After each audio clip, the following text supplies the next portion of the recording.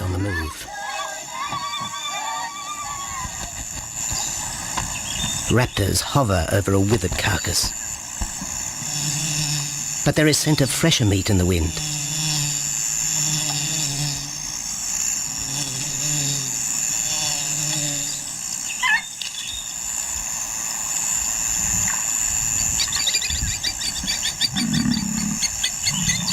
Pickings had been slim for Nabamba's pride since her fight with a startled warthog. The lioness is limping from the encounter. And even the pride's big male, Jabu, wonders when his next meal will come.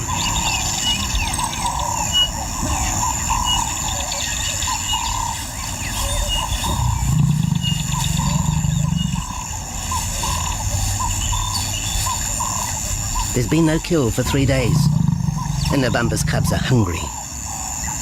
Survival is tough across this tawny continent. And for the lions of Pinda Reserve, etched into the heart of Zululand, only those with speed and cunning will eat.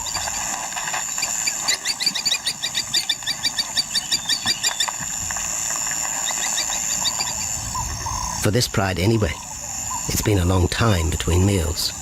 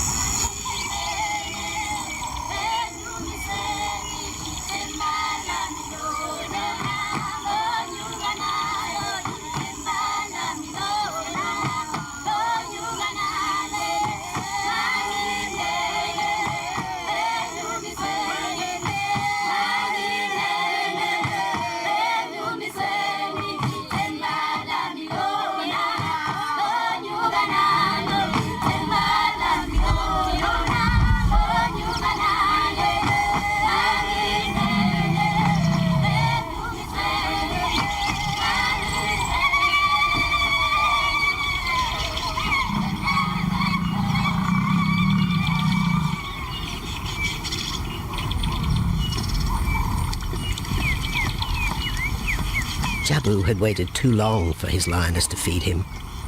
Overnight, his stealth carried him into the path of a careless zebra. The rest of the herd is still skittish. One animal had already lost his tail to a hungry pride, but for the dazed stallion, it was all over in seconds.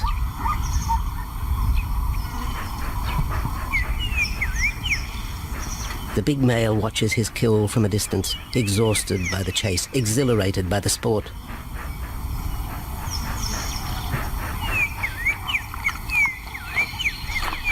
Jabu will feast later. Tired from the hunt, he needs to rest.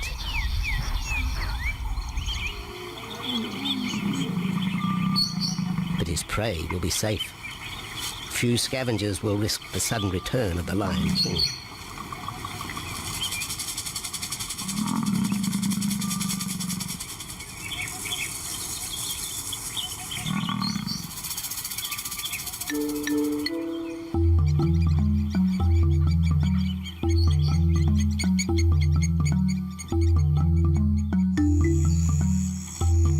Zulu trackers follow the spoor of Nabamba's pride across Nziki Marsh.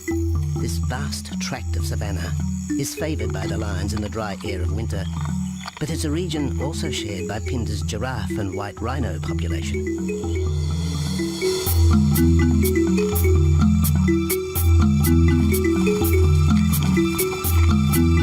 Through modern times, most of southern Africa's wildlife has been ravaged by hunting and habitat loss. Farmland, overgrazed and buffeted by domestic stock, has ripped the heart out of the original bush.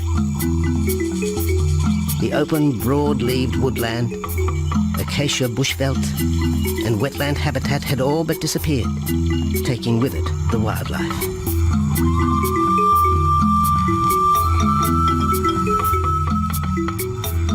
A few years ago, the Pinda project was born. 17,000 hectares of farmland bought up in KwaZulu-Natal along South Africa's eastern seaboard. What followed was the largest game restocking program ever seen on the subcontinent.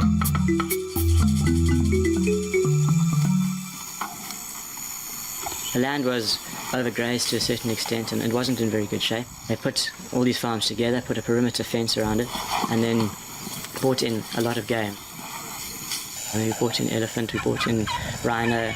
We started off with those sort of animals and then started with cheetah, bringing in cheetah onto the reserve, mainly to get them used to the area before the lions came on, because the lion is a more superior predator as such and would dominate the cheetahs. We wanted to get them settled first before the lions came in.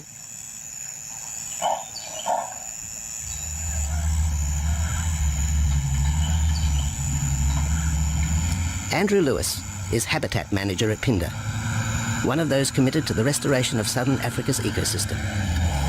Phinda is the Zulu word for return, and the aim of his company, Conservation Corporation Africa, is to return the land to its traditional wildlife and at the same time restore the habitat to its original state.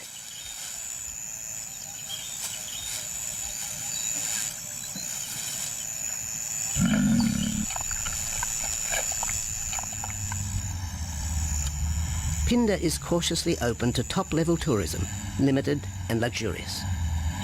Dreams of extending the green frontier require funds, and the reserve's lion pride has already earned its keep.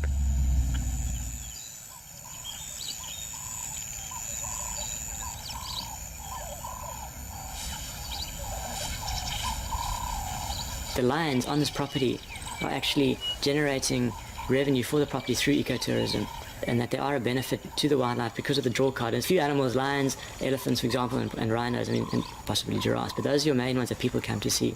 And we've been very fortunate to be able to have lions on the property, and I think those lions that we have given us amazing value for our guests, and by getting a guest in here, we're getting revenue into the area, and that's benefiting wildlife as a whole.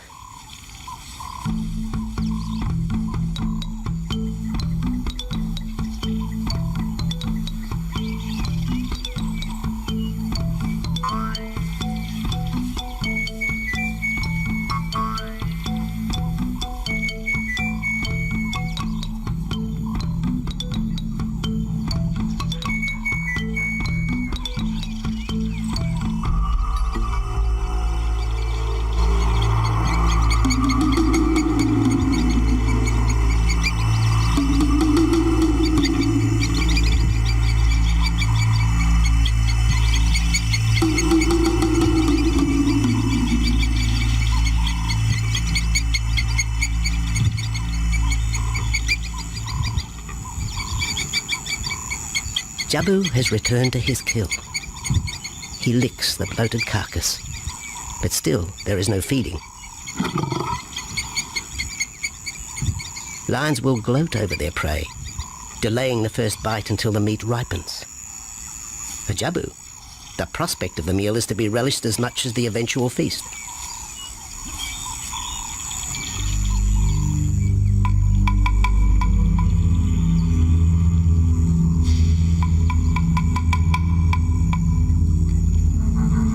Meanwhile, Nabambo's pride is on the prowl.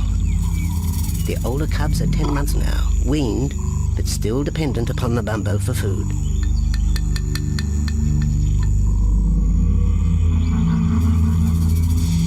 The cubs are learning to stalk, but they won't kill for another 6 months. Young male lions are usually ejected from the pride when they are about 2 years old. Fending for themselves, they form hunting groups with other isolated males. Nabambo's cubs aren't sure what to do with prey so close, but the lioness isn't far behind. Their time for hunting will come. Nabambo's 4-year-old daughter also lives with the pride. She is the mother of the group's youngest offspring, 7-week twins Umveli and Damana. The little cubs have been hidden since birth, and now stay close within the protective circle.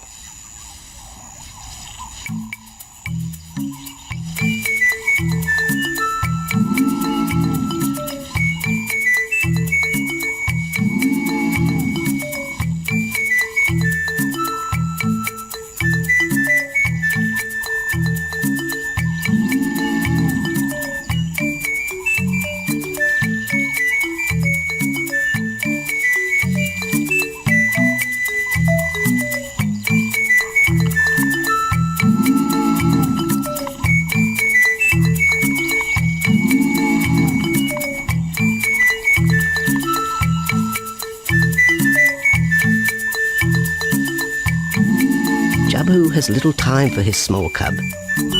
When he is older, The mana will hunt with his father, but for the moment, the big male has nothing to do with his young son. Dejected, the cub finds solace among his siblings.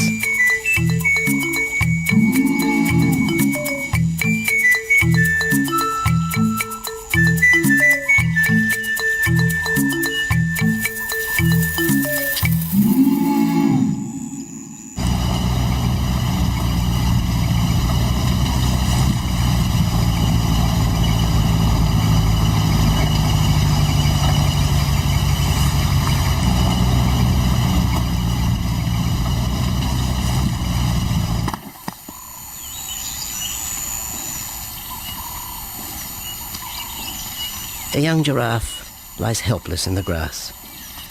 The animal's complicated vertebra means it is unable to rest its neck for any length of time. Lack of mobility means blood to the brain slows, leaving the animal disabled.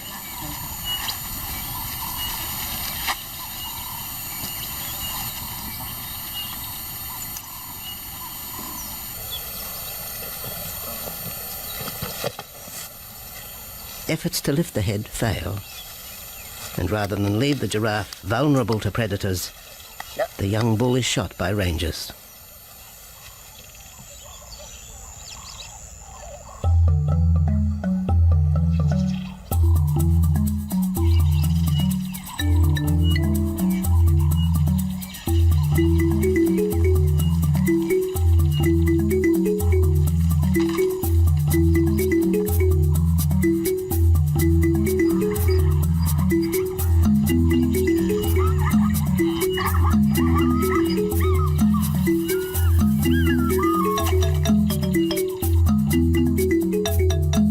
Activity by the waterhole rekindles the interest of the pride. Nabambo is typical of most big cats. They conserve energy 20 hours a day, waking only to groom and hunt.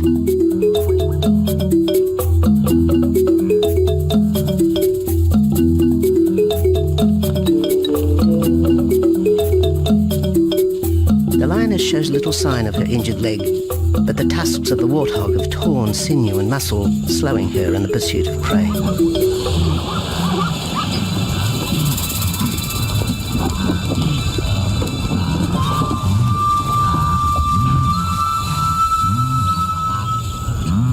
Once again, Nabambo and her pride will go hungry. But the big lioness senses another kill nearby. A young giraffe slain by humans will provide meat for her cubs. Leaving the pride, Nabambo follows the scent.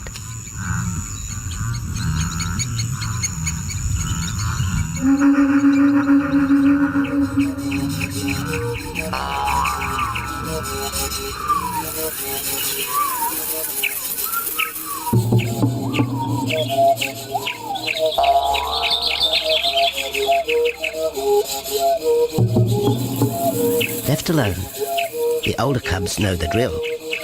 They will wait for Nabambo's call to take them to the kill.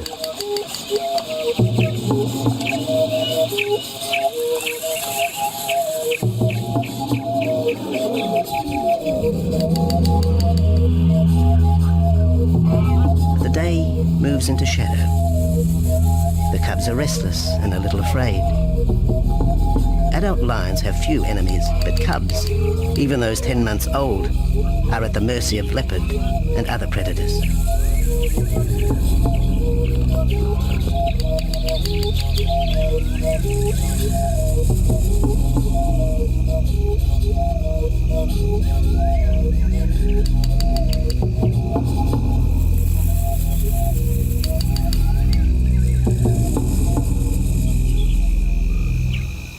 Nabambo has reached the kill, but her daughter is there first. Even though females hunt together, rivalry for the prey is fierce.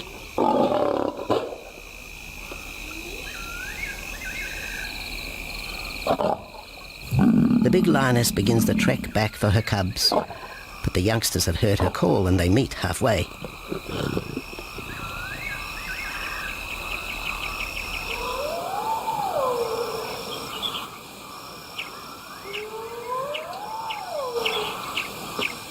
Nabambo settles herself in the long grass. The cubs are unfamiliar with her behavior,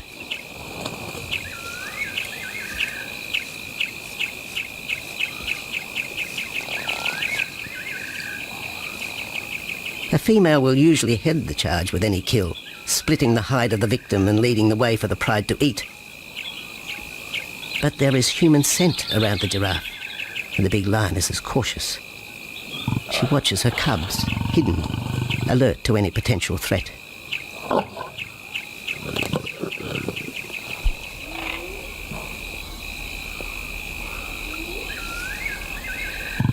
The cubs are curious, confused by this new smell.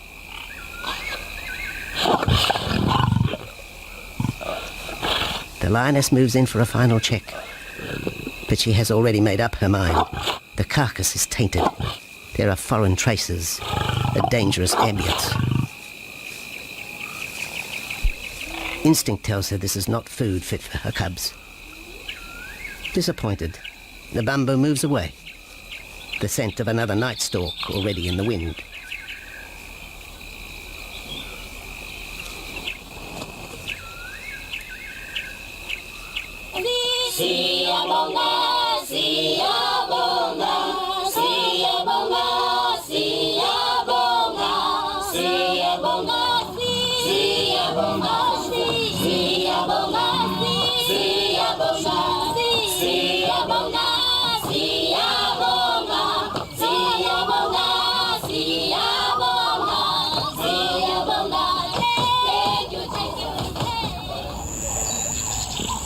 After 2 days, Jabu has returned to his kill with another younger male. 3-year-old Tembi is a son from a previous liaison with Nabumbo, and the two paired up after Tembi was ousted from the pride.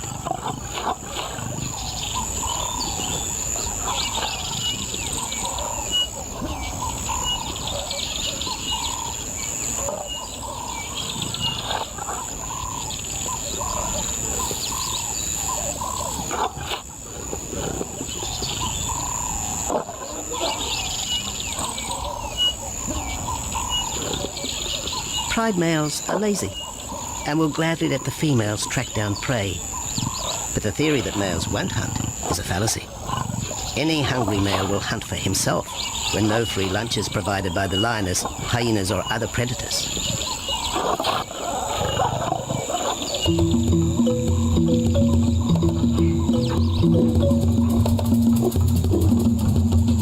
Smaller creatures scatter in the vicinity of the two lions.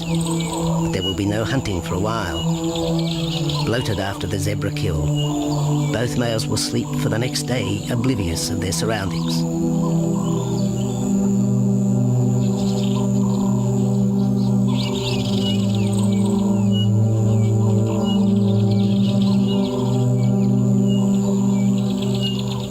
Lions hunting in pairs or groups have a success rate of around 30% in daylight, but studies show single hunters are more successful at night. Lions are sociable cats, the only group to take part in communal hunts.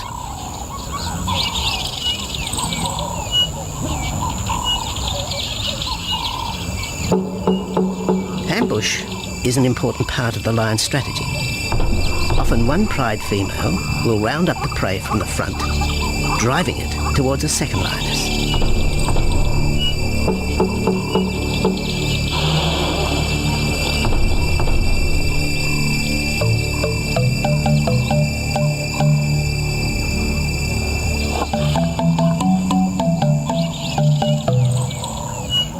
As in most cases, the pride male will only get involved if he has to.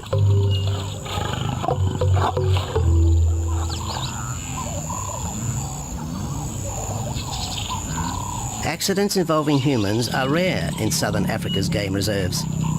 Our primal fear of being eaten has been well documented, but in fact, lions seldom attack if they're not provoked. At Phinda, great care is taken to limit the number of people viewing game. Emphasis is placed on causing the animal as little stress as possible.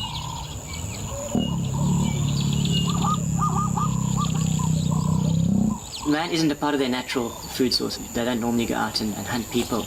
I think your lions are opportunists though, and I certainly think that if your lion is very hungry, under stress, I don't think they'll necessarily go out to hunt you down, but if you interfere with them, they'll certainly kill you. And there's a good chance they might eat you at the same time.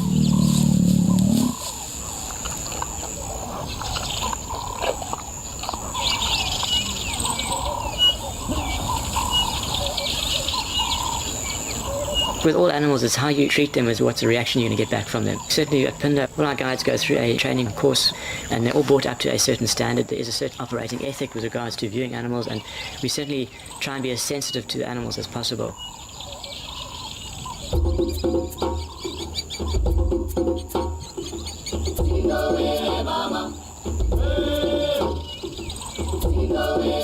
Cradled within the arms of the Yabomba Mountains and the Indian Ocean, Pinda covers one of the most diverse regions of Africa. Here are found 7 different ecosystems, from palm savanna and bushveld to rare sand forest and dense thorn bush, all restored from the pastoral belt which had swept down the east coast.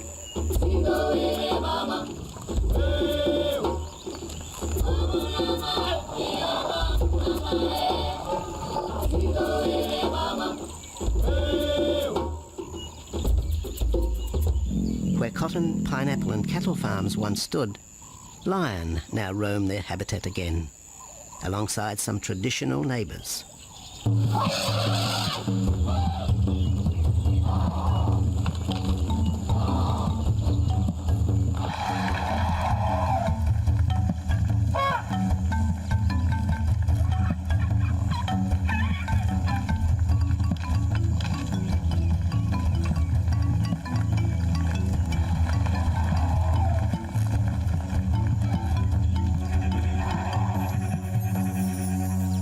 Pinda sees its responsibility to the region extending beyond restoration of habitat and wildlife. It provides schools and a clinic for the local Zulu community, as well as employment. In the eyes of Andrew Lewis, essential ingredients for a successful operation. It's very important to involve the communities around your reserve because they have to benefit as well. There's no point in just taking land, get some investors to invest in it, but if you don't allow the people who are on the periphery of that reserve to benefit from it, you're going to have an immense problem with poaching, and they're going to cut your fences down, and you're just going to have an uphill battle.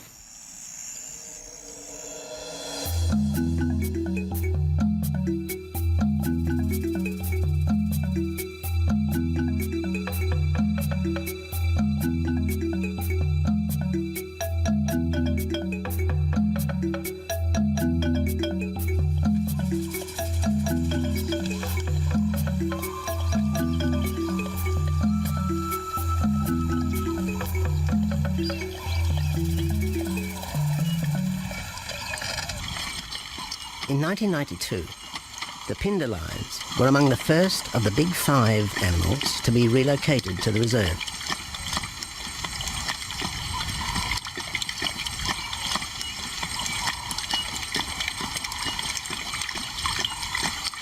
The original pride came from the northern province of South Africa, a vast scrubby region flanked by the ragged Drakensberg Mountains near the Mozambique border.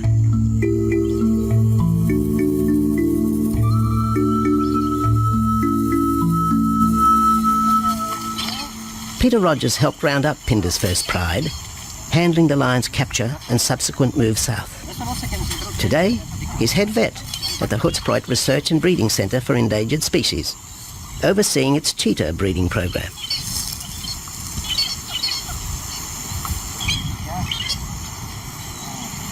But it's the discovery of what's believed to be a long extinct strain of lion that has put Peter's centre on the map. We were involved in the rescue of these circus animals that came down through Africa and were abandoned in Maputo. We were just founded by an animal welfare group called Animal Defenders based in London, and they said, could we just keep these animals temporary? First they mentioned tigers, and then they came back and said, well, there's 6 lions as well. So we said, yeah, we could hold them temporarily just until they found permanent homes for them, but basically get them out of the predicament that they were and the shocking conditions that they were in Maputo and Mozambique.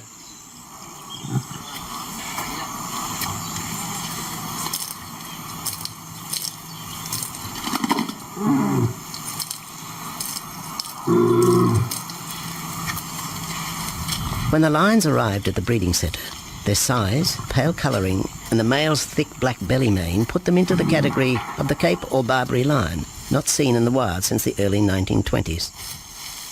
A few still exist in captivity, and a male and female were brought to South Africa from an Italian zoo for breeding purposes.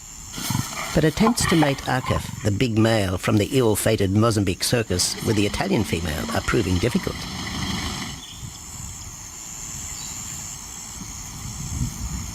Arkef is overprotective, even preventing the lioness from eating when the meat truck arrives.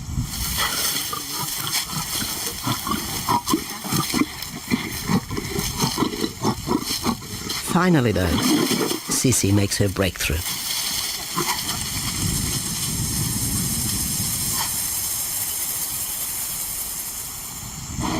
We'll see you up in the front there, Mark. You're going to go to that sort of middle central area. Where are you going to go? In the next enclosure, Arturo, the Italian Barbary male, is about to be sedated. His attention to his sister Cece through the fence is hampering mating efforts, and Peter Rogers is keen to move the big male. He shoots the dart into Arturo's rump. Arturo has been sterilized, but while his breeding days are finished, he'll live out his days at the center. 1.5 minutes now, so... His female companion, another Barbary from the Mozambique circus, is drawn away by the meat truck.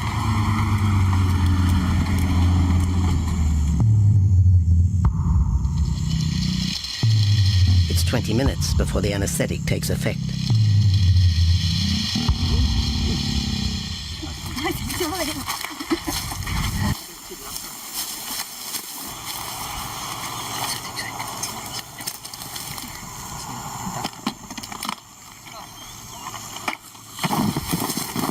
It's nice to be the supervisor. Slowly.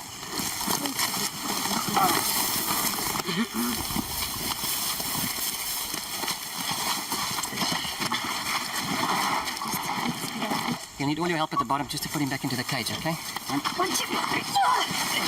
Yeah.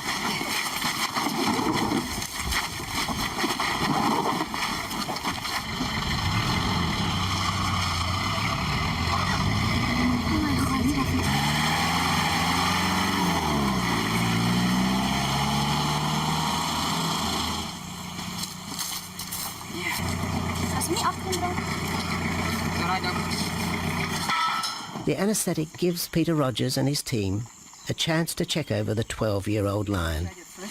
He'll spend a few weeks in this cage before being returned to his enclosure for observation. I still want to inject him and everything, Mark.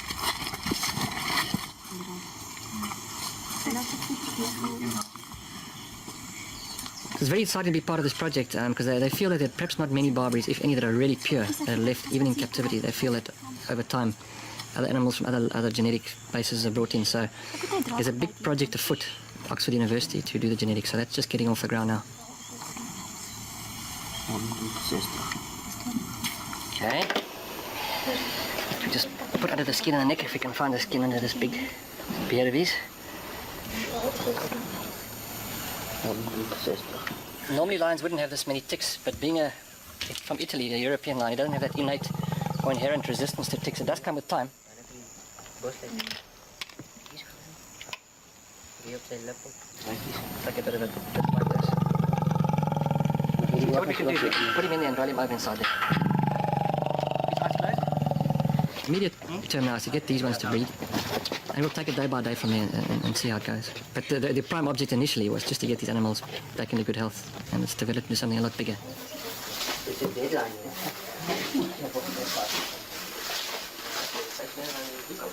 yeah.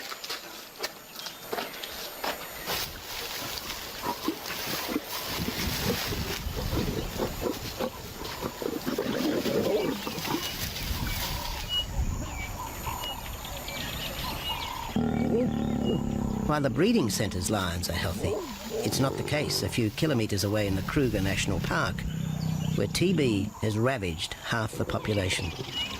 Infected buffalo have been blamed for the outbreak, primarily in the south of the park, and attempts are being made to fence off the diseased area.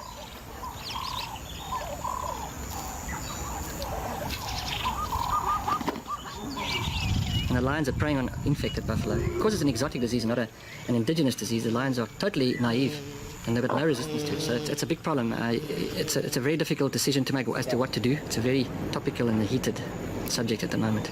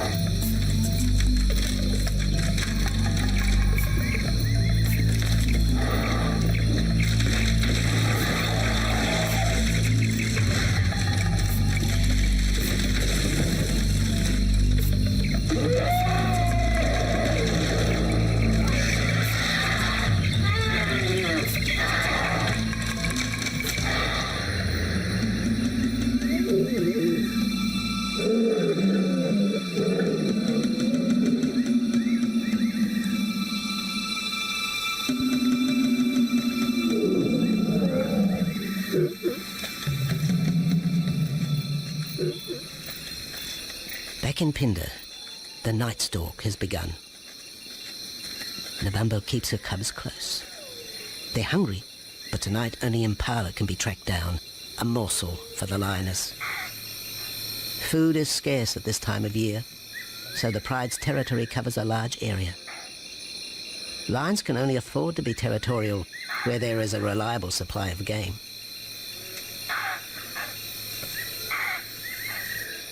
Jabu wants to mate. He's been with his pride for nearly a year now. But Nabambo would prefer a larger group of males around her. Eventually, though, Jabu will have to join forces with other males to have a chance of keeping this pride. The big male is only 7 years old and a fine specimen, weighing in at just under 200 kilograms. For the moment, he's secure. Although tonight, Nabambo has hunting on her mind.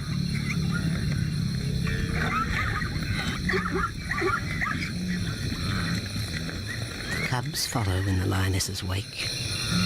If there is a kill, she will feed first. Often, weak cubs lose out to a hungry mother.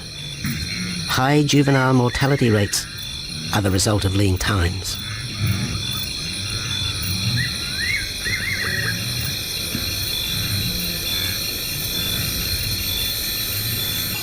Jabu has had enough. He's been walking for hours. Sleep is more important. And the zebra he ate 2 days ago will suffice for another night.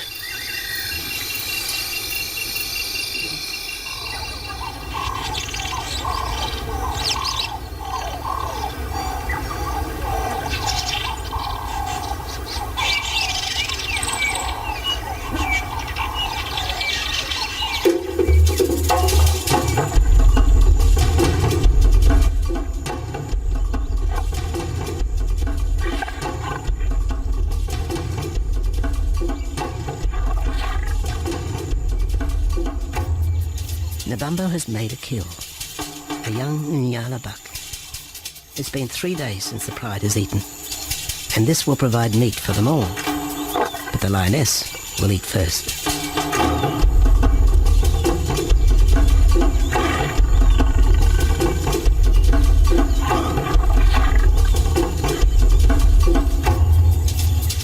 The cubs know the routine. They will get their turn. But Nkosi is hungry. He creeps towards his mother. As the biggest of the cub,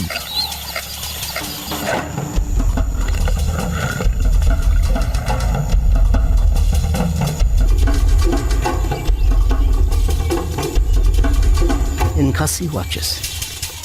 A lioness can eat more than 20 kilograms in a single sitting. This could be a long wait for the little cub.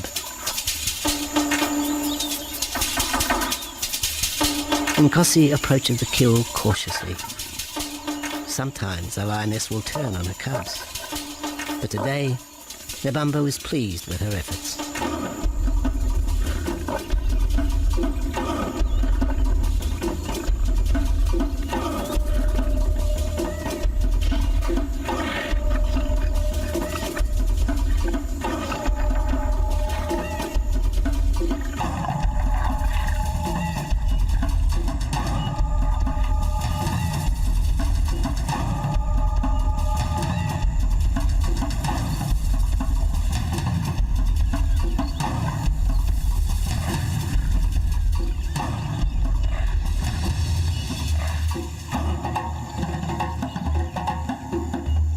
Nabambo has had her fill, for the moment anyway. Lions never eat the stomach of a kill. She will bury it before dragging off the carcass. This way, hyenas and other predators are thrown off the scent. The evidence has been buried. The carcass is no more.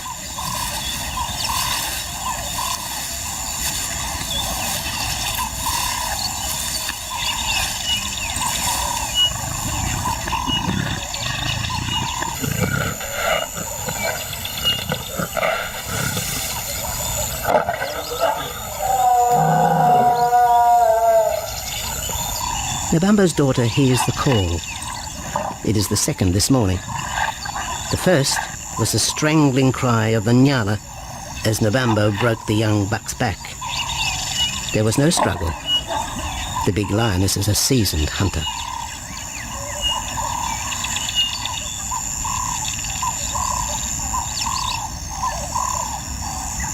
The rest of the pride will feast on the carcass after Nabamba retires. But first, they will drag it into the bushes, away from prying eyes, away from raptors already circling the kill scene.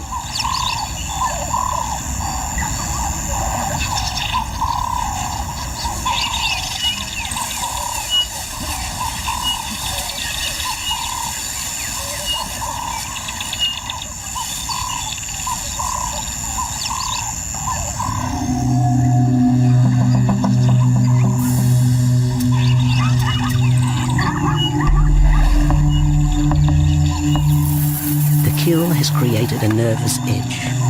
Even the hippo, its bad temper legendary, is flustered, anxious to protect its waterhole. The wildebeest are a favourite prey for lions. Naturally, they feel vulnerable. But for the pride, there is no agitation. Gorged, they will sleep for the next day. Even Mveli and Damana, the 7-week twins, have tasted blood for the first time. But it will be many months before they take part in a hunt.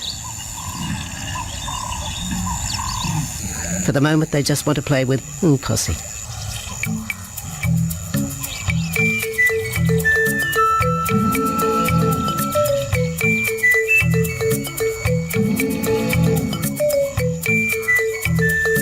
The older cub is beginning to take on the shaggy mane of the bigger males. Within 18 months, he will be hunting with them, competing for his own pride. In the meantime, though, he has to contend with his young siblings.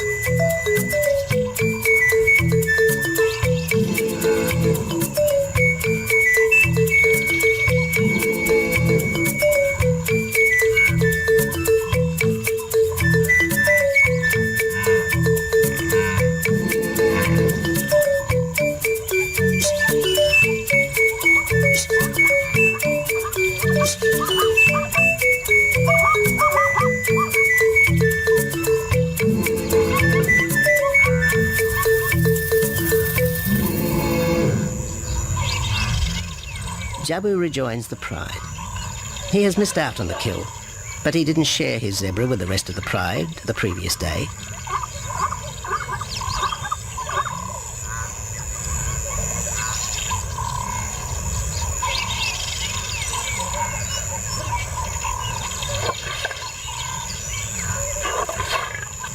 A half-hearted attempt at mating, but the big lion's attention is drawn to a curious onlooker. With the pride so close, the giraffe won't be sitting for long. Drinking and sitting is when they are at their most vulnerable.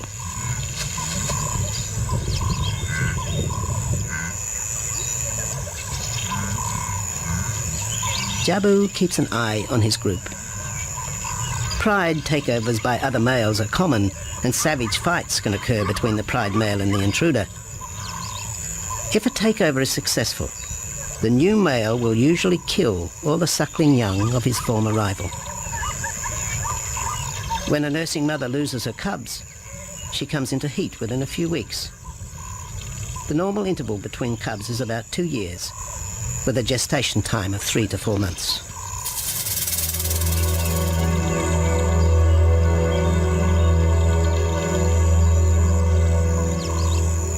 Jabu marks his territory, but it may soon be all in vain. A fresh infusion of lion genes is necessary to avoid the effects of long-term inbreeding.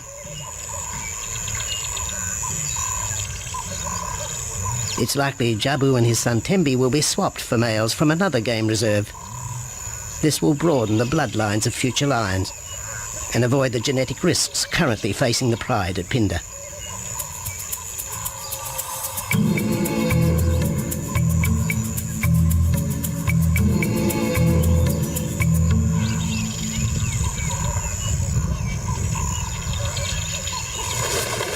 Vultures have found the dead buck, but there is little left of the carcass. Nabamba and her pride have eaten. The big lioness tries to dislodge Inyala fur from her teeth. Tomorrow, the next day, there will be another kill. Nabamba's cubs will grow up strong.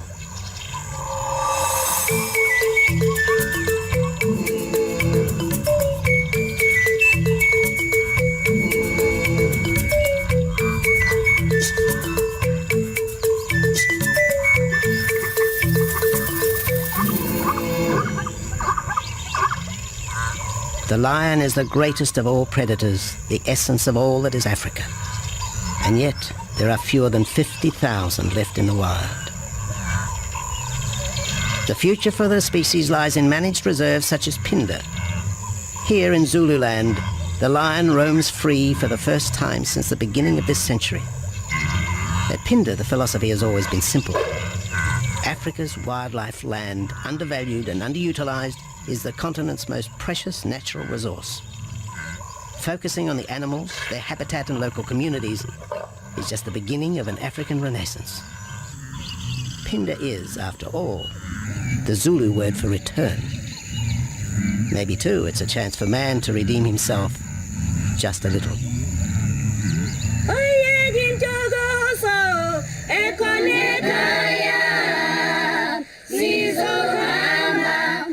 Hallelujah.